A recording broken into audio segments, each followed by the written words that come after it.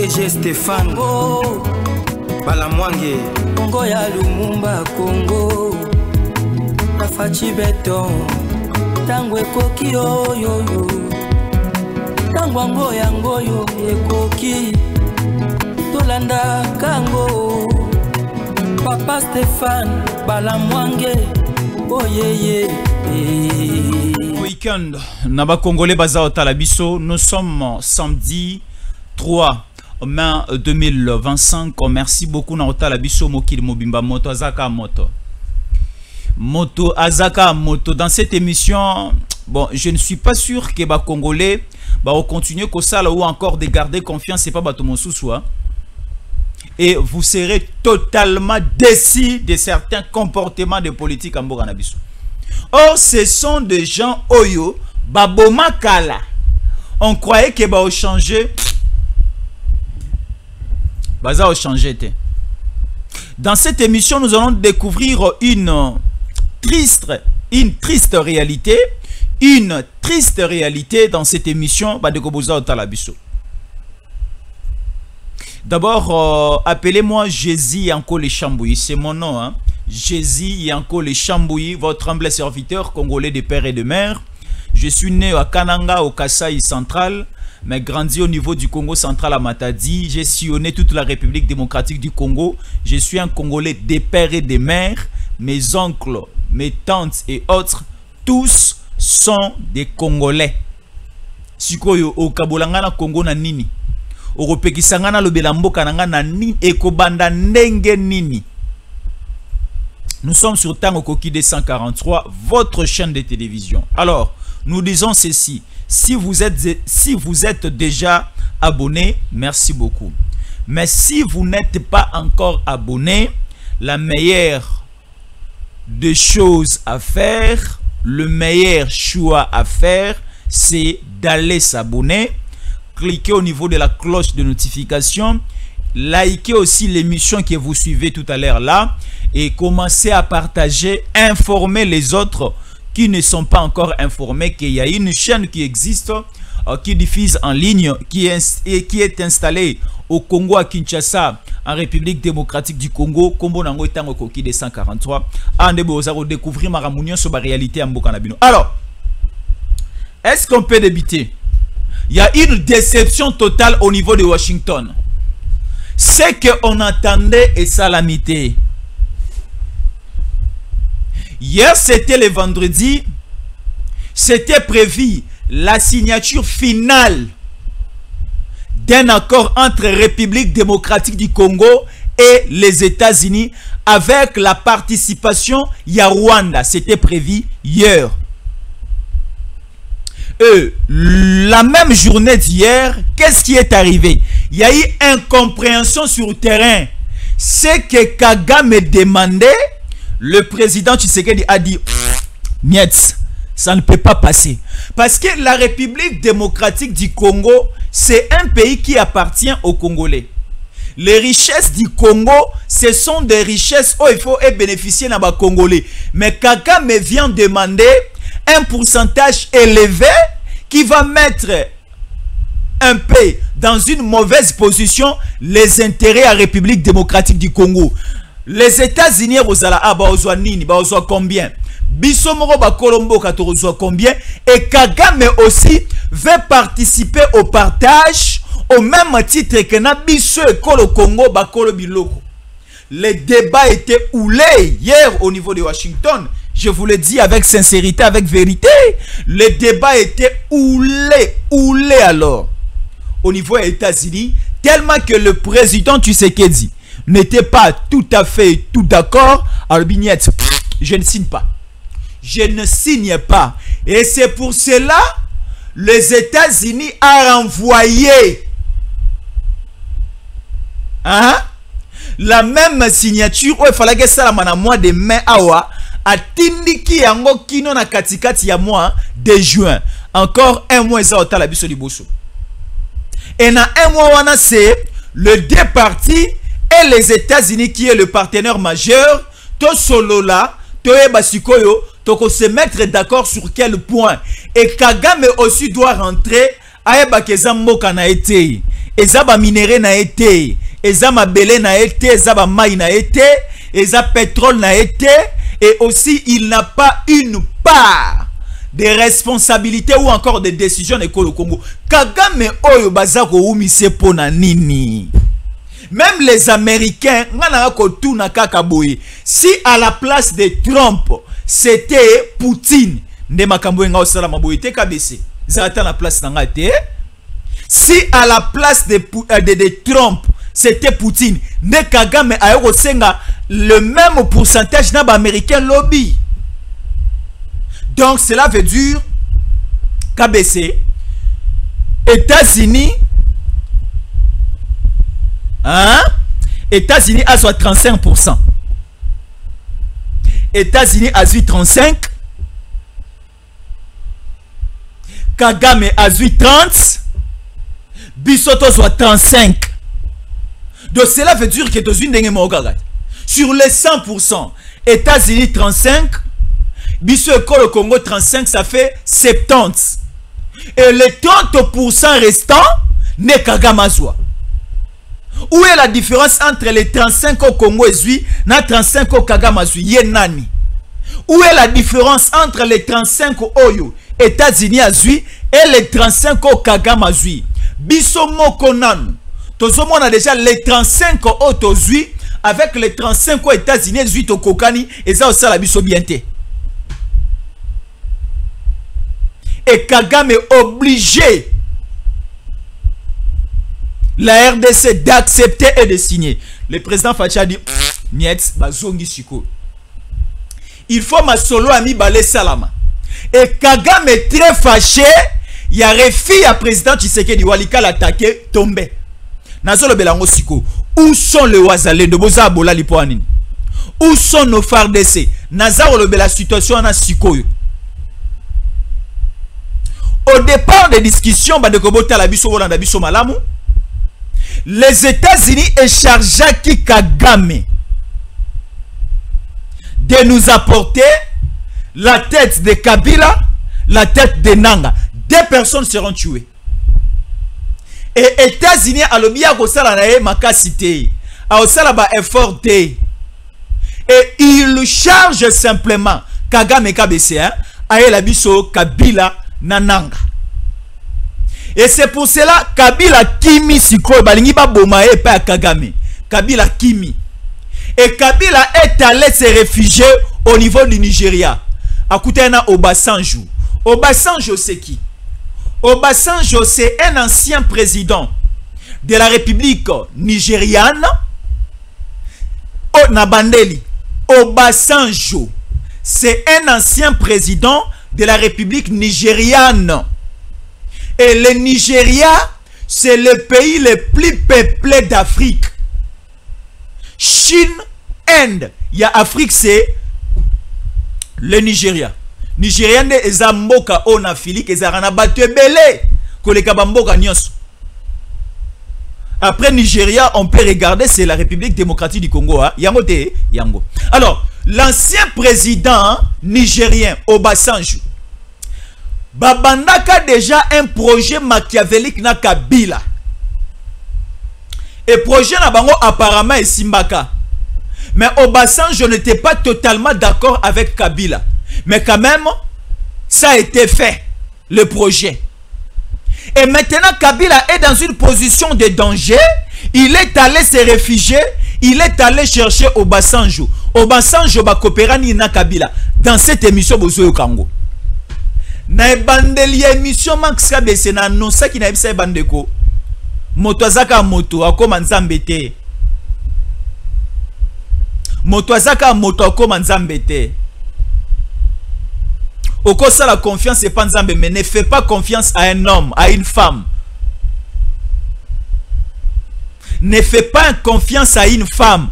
Tu peux faire confiance à une femme aujourd'hui à décevoir yo au bois qui sa maman na yo olandi moi si. Moi ça reçoit mon bali mususu. Moi ça reçoit ma position mususu, mais maman na kotika la maman na yo. Oboyi famille na omo mbali kolo ya mobali. Mobali akoboa ki sa otanga reçoit moyen belé.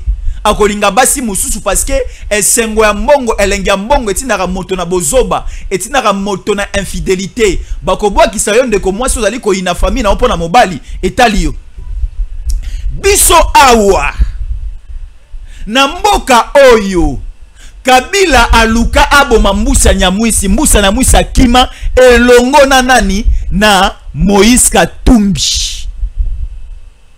Batomi bale ya liboso Kabila banaye koluka aboma banani. Anaye koluka Mbusa Nyamwisi aboma ye. Yami bale abanaye koluka Roger Lumbala aboma bango bale na Mbusa Nyamwisi. Sans compter la troisième personne, on a boy kokoti sabango na kati ya liste oyo na lobi Jean-Pierre Bemba parce que à l'époque de Kabila déjà monaki c'est fini pour Bemba lokola na tindiki na CPI esili na komi kimia abana esko osala chasse aluka Mbusa Nyamwisi abomaye aluka pe na Roger Lumbala. Roger Lumbala, qu'est-ce qui avait fait que Azonga na école au Congo? La décrispation politique. Papa Étienne Tshisekedi a obligé qui Kabila il faut akende glissement en 2016. Est-ce que vous vous rappelez de ça? Lorsque le dialogue Yeden Kodjo est échoué, il y a un dialogue il y a Saint-Sylvestre avec la Senko sous la bénédiction de Kabila. Et la Senko est qui la décrispation politique n'est-ce que Roger Lumbala ayaka kozonga. Roger Lumbala azongi na gouvernement Chibala. Roger Lumbala faki azala ministre ya plan. Déjà combo à Roger Lumbala ezalaki lorsque Bruno Chibala a na liste ya bamamba gouvernement na mesa ya Kabila akati combo à Roger Lumbala. Roger Lumbala ko comme ministre na gouvernement onga na sa okambata. Là c'est Kabila qui le dit. Balongoli siko combo Roger Lumbala. Baluki sikoyo délégué à Roger Lumbala balongola na ministère à plan bapesa vice-ministère à plan bomondenge mana ozala. Maintenant Mbusa Nyamwisi n'était plus autorisé de rentrer au pays. Kabila lobaki a bomaye na RCD KML nae Mbusa Nyamwisi batikali na poto bona ndanga malamu esika o. Lorsque maintenant élection en 2018 yé balobi il faut que bimisa candidat unique ya opposition. Opposition et que na Genève. Na Genève wana ba moni pe certains opposants soi-disant baye batala bo Mbusa Nyamwisi paye. Alors Mbusa Nyamwisi bazabatu oyo ba soutenant candidature ya Fayulu. Basala qui bloque ensemble Mbusa Nyamwisi, Matungulu, Adolphe Muzito, Moïse Katumbi et autres ba soutenant candidature ya Fayulu na Lamuka. Mais combo ya Lamuka mutapesa ngo ya président Tshisekedi. Est-ce que vous bien?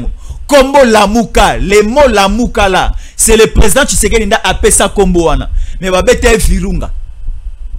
Balia na 24 ba botolier combo. Bon, ça va d'accord bokei na Lamuka na bino. To qu'est-ce qu'on a élection? Kabila abimisi Shadari. Président Tshisekedi ayena caméra na cash. Mbusa Nyamwisi, Jean-Pierre Bemba, Moïse Katumbi, Adolphe Muzito,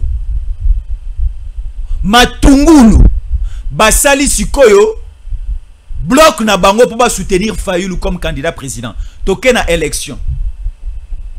Nzambala la raté ba Congolais ba poni oya bango ndeko na bango. Ba pesi président Tshisekedi mboka akamba. Hein Max Kabesi.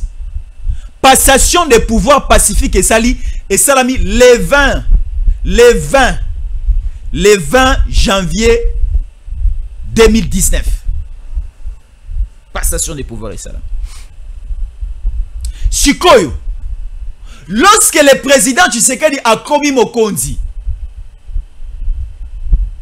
même le Moïse Katumbi que vous voyez ici, les traîtres Katumbi, l'étranger, les Zambiens Katumbi, il n'était plus autorisé de fouler ses pieds au Congo. Avec son passeport congolais, motation qui le passeport, c'était le président Tshisekedi. Azonga na feti munene na Lubumbashi bayambaye.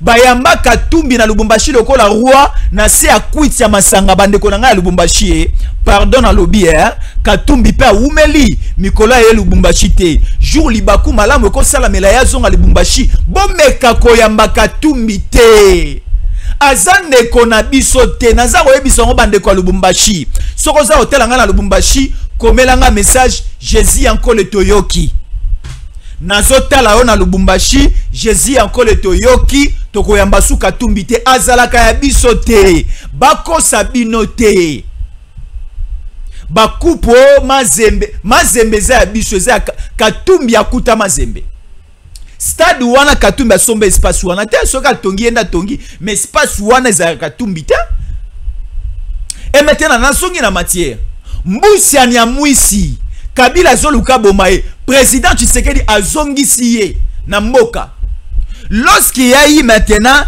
divorce ya FCC Cash Ilunga Ilunkamba alongwe premier ministre Sama Lukonde a commis premier ministre na gouvernement liboso ya Sama tomoni Mbusa na Mwisi a commis ministre d'État ministre de la coopération régionale et un ministère à PTT à Moukete ministre d'État ministre de la coopération régionale Moussa Nyamwisi avec RCD KML Moussa Nyamwisi azé à Wapi Moussa Nyamwisi azé à Nord Kivu ya Butembo Nakosi Nabosani Moussa Nyamwisi est là parce que à l'époque à rébellion Moussa Nyamwisi peut à Kangaka territoire na ye ba côté à Butembo kuna o matakuna likolo na Nord Kivu. Et lorsqu'on a quand même eu l'idée, le président Tshisekedi, na union sacrée, à Sangisa Congolais, Mbusa Namousi a su ministère d'État, a commis ministre d'État, ministre de la coopération régionale KBC. Moussa Lebandi. Lorsque maintenant, gouvernement à Liboso, il y a Samalukonde et Kwei, Samalukonde de et Bimi, président Tshisekedi a renouvelé encore sa confiance et pas Mbusa Nyamwisi. Mais le lot tomoni Mbusa Nyamwisi wapi? Tomoni Mbusa Nyamwisi na Obasanjo na Kabila. Oh kindokite. Na ebite le politicien congolais balukara nini? Mbusa Nyamwisi ba commission ministre pas Tshisekedi. Oh Kabila tikala ko commission ministre te. À l'époque aussi de Kabila, bolandanga bien. À l'époque de Kabila, na 1+4, lorsque rébellion, balobi que rébellion Eskoufa et Sila, bison stoyato sangana San City, na gouvernement 1+4, Mbusa Nyamwisi était aussi ministre de la coopération régionale Kaka Oyo, ya affaires étrangères. À l'époque, il y a 1+4, Jean-Pierre Bemazaki, vice-président chargé à économie et finances, Mbusa Nyamwisi alaki ministre des affaires étrangères coopération régionale, Roger Lumbala azaki ministre des commerce extérieur. Te bongo Azarias Robert Rwandais à touti vice-président chargé à défense et sécurité Kabila akabeli bandegonaye bozwa bachala fo tiro ba okufa sikoyo Obasanjo na Kabila na Mbusa Nyamwisi na mesa moko baolia pondu baolia na ntaba mpondu ngo eza pondu mentaba eza ntaba o eza musunya ba congolais baza okufa na Goma baza okufa partout na ba territoire occupé. Kabila est allé chercher Obasanjo basolola pourquoi? Parce que position ya Kabila na Congo eza position moko chaotique. Kabila c'est un animal à abattre. Kabila c'est un animal ya komema na abattoir KBC bacha singala kingo balongola e poso bakata e kingo makile tanga to tia na mesa to fêter ensemble. Kabila sikoyo tela bozwaka Kabila nenga zalaka boete Kabila aye munene kala mingi te. Kabila bandi komema mabendeka akala mingi te. Azuma mbonga rosomba miliki mbonga roswa ya kolia musuni ya fresh et si ya munene na libenda beti akomi ko beta na batata mikolo bambata na makofi bato nyonso batiaka makelela oh nous sommes des caciques personne va nous bêta mabambate pas Kabila. Nous avons des informations. Toyoka abono ba bêta sakare ba baba sur bambata na kingakati. Azo ba mbata ndenge toyoka mais je ne confirme pas. Kabila Péré a Kekoluka Obasanjo a bon de la présidente Tshisekedi. Est-ce que vous connaissez le rôle Obasanjo a joué na Congo? Est-ce que vous connaissez le début à relation ya Obasanjo na Kabila Bandawapi? Rentrons maintenant en 2012-2013. Kabila président na Mokoyo. Papa Etienne Tshisekedi a dit faisons attention avec ce type d'outil ici Kabila. Kabila a signé accord na ba Rwandais na Kagame. Na accord wana RDC 23 après occupation à Goma Bayokani Boy. Les 6 provinces de la zone est de la République démocratique du Congo seront considérées comme des zones sinistrées où il y aura la cogestion entre République démocratique du Congo et le Rwanda. Est-ce que dans le Bessika Malamouana? Est-ce que place on le dit Malamouka Bessi? Il y aura cogestion au niveau de la zone déclarée zone sinistre. Et cette zone-là est au niveau de la partie est. Et la zone est composée de 6 provinces. Province. La province du Maniema. La province du Sud Kivu. La province du Nord Kivu. La province de Tanganyika. La province de Bauele. Et la province de Ouele. Bomoni ba province sango yangwana. Les 6 provinces d'abord primo et comme ba province moko y aura cogestion.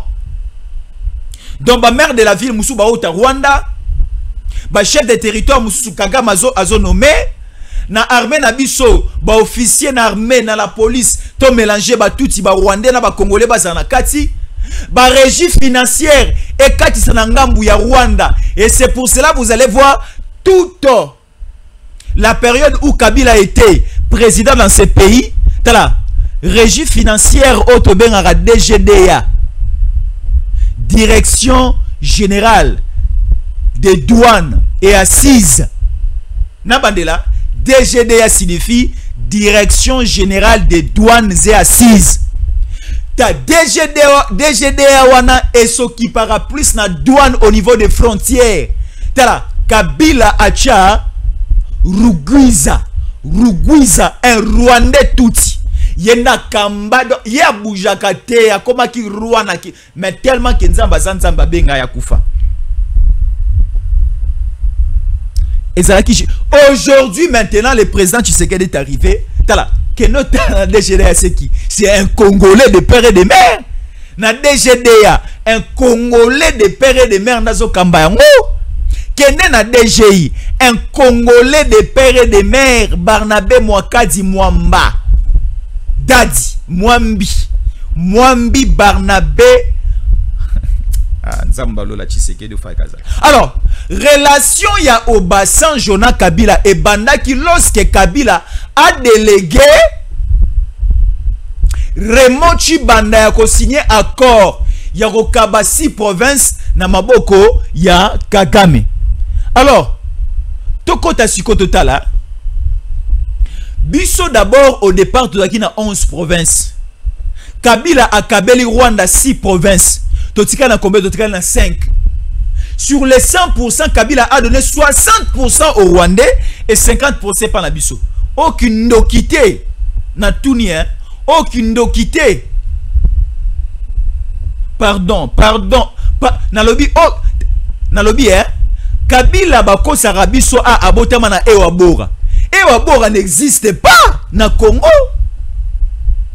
Ewabora n'existe pas na Congo. Omoni le kuta batoyo o na maki lorsque Mouzé Kabila zalaka na maki abimaka na mwasi ya camarade na ye kombo na Sifa Maania ne abotaka Kabila. Ewabora n'existe pas au Congo.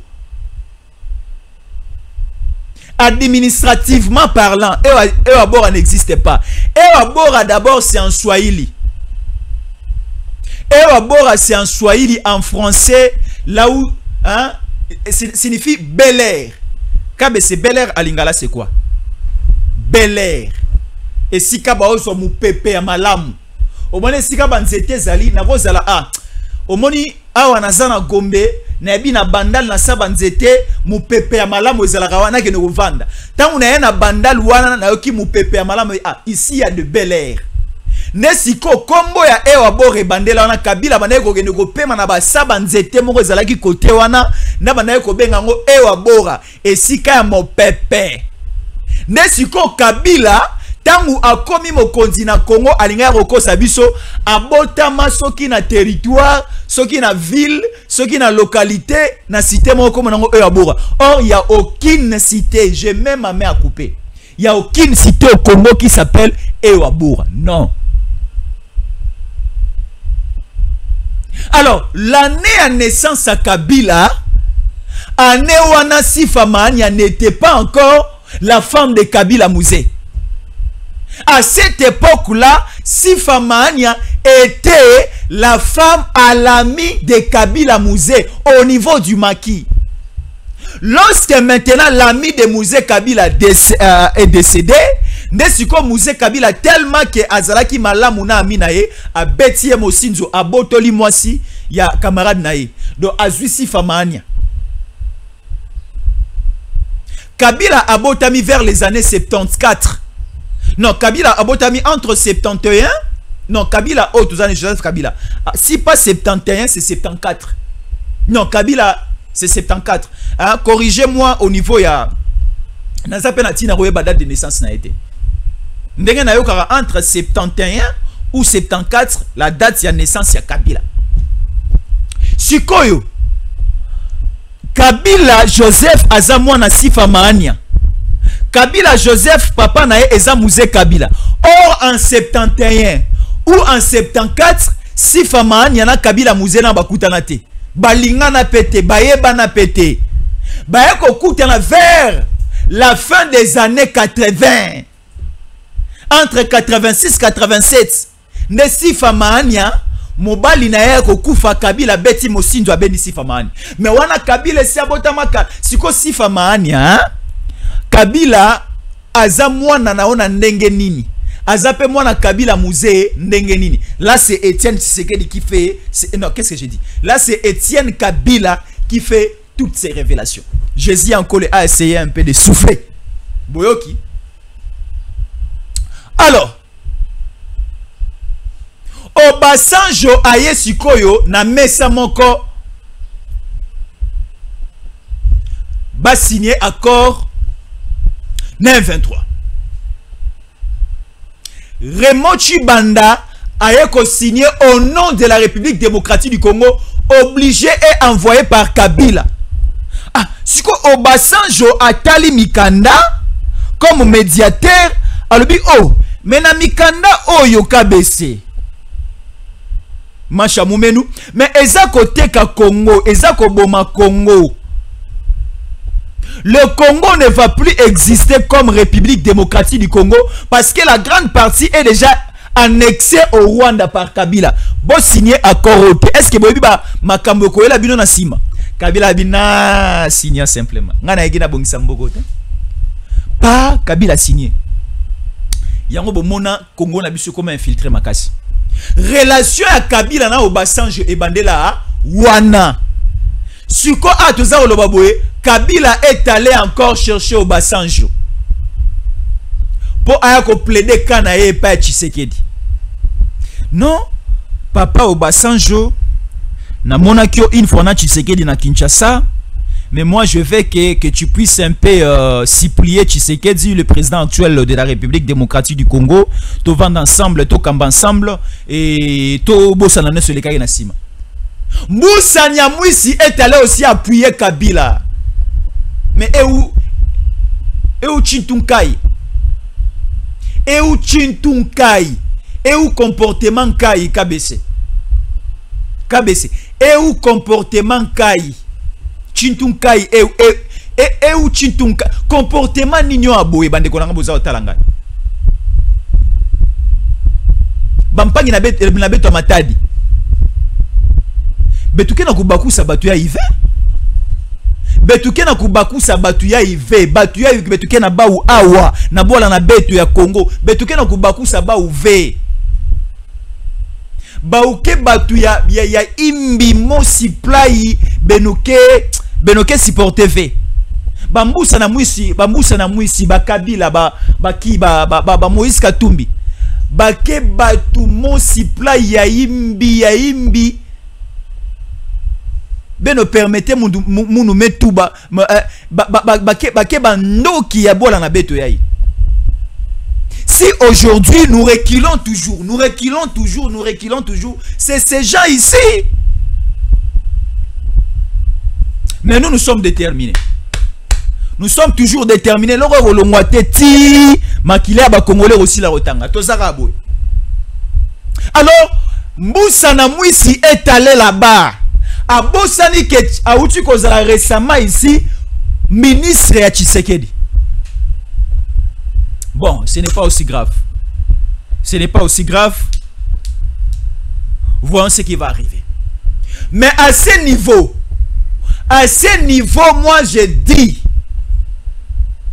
aux Congolais de rester focus.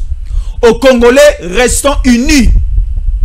Et aux politiciens congolais et surtout aux autorités congolaises, boyeba ke population aza simanabino, président Fachi, maman Denise, ba autorité baza sincère, boyeba ke population aza simamboka oyo eloko ko ezate.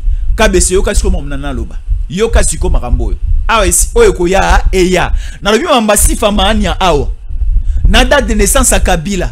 Na mokolo si famania balingana na Kabila musée. Na bangi KBC. Ntumina d'abord message wa comment s'abonner, comment rester fidèle à Tango Koki de 143.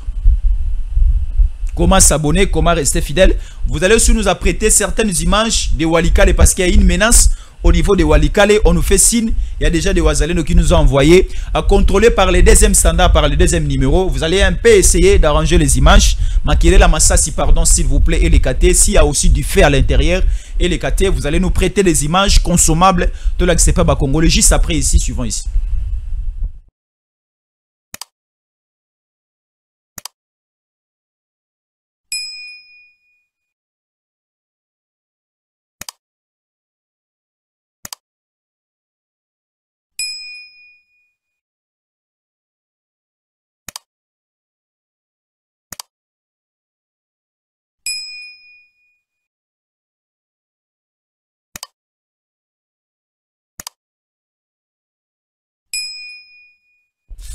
Voilà, merci beaucoup. C'est simple, hein? C'est simple.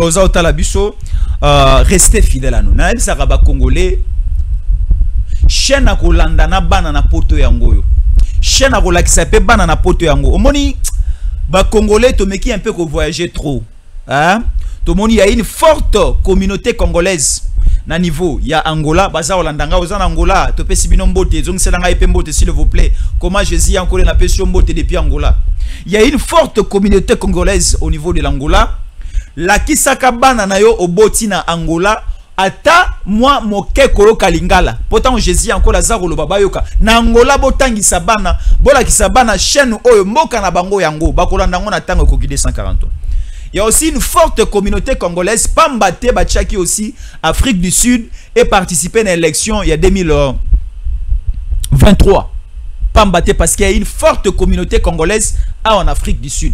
Boza Rolandanga plus 27, au Pessinga Imbote, Jésus encore dans Rolanda na Soweto, Jésus encore dans Rolanda na Durban, Jésus encore dans Rolanda na Cape Town, Jésus encore dans Rolanda na Johannesburg, Jésus encore dans Rolanda et Sika Besika, Oza Rolanda en Afrique du Sud, s'il vous plaît, manifestez-vous.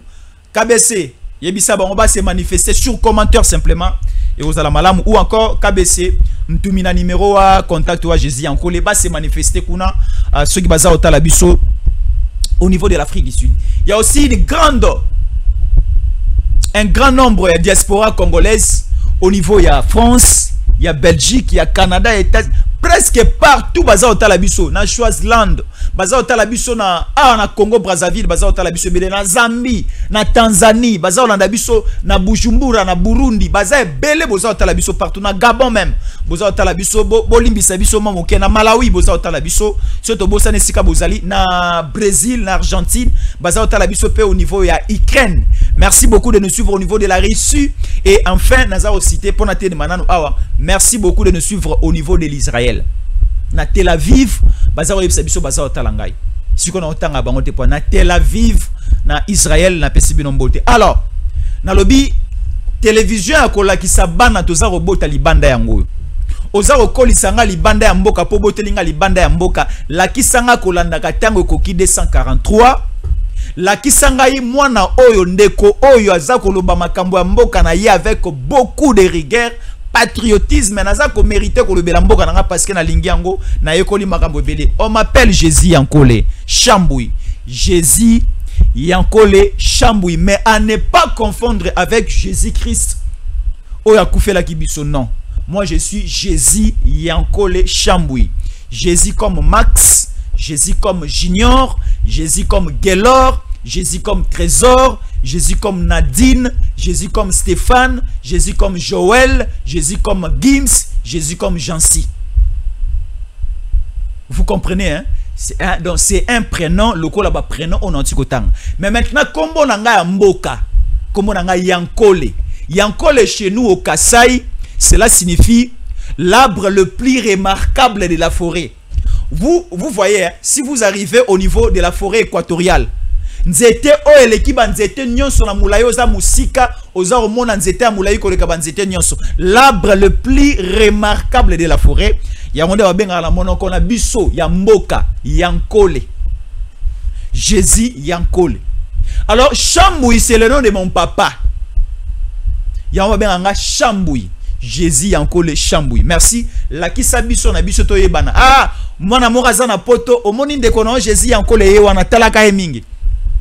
Na sape na bande konanga mususu ba congolais de père et de mère lokola ba Laurence Kitokolo là c'est mon ami depuis Paris na France a mesani ko talanga ko landanga alinginga makasi to koma mapasa na Laurence Kitokolo la siko ezana mapasa mususu o ba pesinga yi awa lokola ba Joseline ba pesinga epa ya nani epa ya mama Sophie Kiboba mamoyo Chintunkai Mamuani Chintunkai Mamuani mama Sophie Kiboba pesinga batebe. Sikoyo awa boyi au niveau ya Washington KBC on voit Malouéou. Au niveau sikoyo ya Washington KBC, le Rwanda était trop exigeant, hein? La République rwandaise était trop exigeante avec ces petits messieurs ici, les gangsters, l'assassin ici Kagame. Oh, comment expliquer le Rwanda a 30%? Bisoto soit 35%, les États-Unis a soit 35%. Siko bisoto zui nini, ezako banga ye ou bien nini. Ndenge manaye ko sala na Kabila ou quoi? Parce que Kagame a monique à l'époque de Kabila, il prenait 60%. Bisoto manautika na 40%. Boni Tshisekedi aya APC 35, APC 30 pardon, bisoto na 35. Alors, tobe banakaka. Et c'est pour cela que le président Tshisekedi n'était pas d'accord. Na mameleka ki siko na Washington. Balobi to zonga la nuit porte conseil kabesi. La nuit porte conseil to zonga. To ya sikoyo na katikati ya mois de juin. Wana sikoyo de la banfo. Siko Kagama siliki. Kagama kanisa ki arozonga na mois sanduku ya biloko na Washington. Tango azongi maboko pamba guerre e bandi kabesi. Wapi na Walikale. Guerre et bandit. Ici c'est la guerre. Là ce n'est pas une agression. KBC, on voit. Là c'est la guerre. On voit Maloué. C'est la guerre. Au niveau de Walikale, le centre est attaqué. Il y a un aérodrome au niveau de ce territoire attaqué. Et maintenant l'objectif c'est quoi? C'est faire les marathons jusqu'au niveau de Kisangani. Parce que Walikale, c'est un territoire voisin de la grande province orientale. Walikale, c'est un territoire voisin qui sépare aussi le Nord Kivu avec la province de Maniema. Donc, il faut que Walikale tombe en totalité bakoti province orientale bakoti Maniema et baokita kisa baokita Kasai du côté de Maniema baokita sikoyo Grand Équateur à partir de la grande province orientale ta baokota Tchopo ta baokota Kisangani siko malueu bamancha mumenu malueu to zongo siko na contexte nini Kagame aya siliki lokola o alukaki ba PCT abandi bitumba. Est-ce que biso tout dans ba chien méchant te robimisa président et président wani Tatouani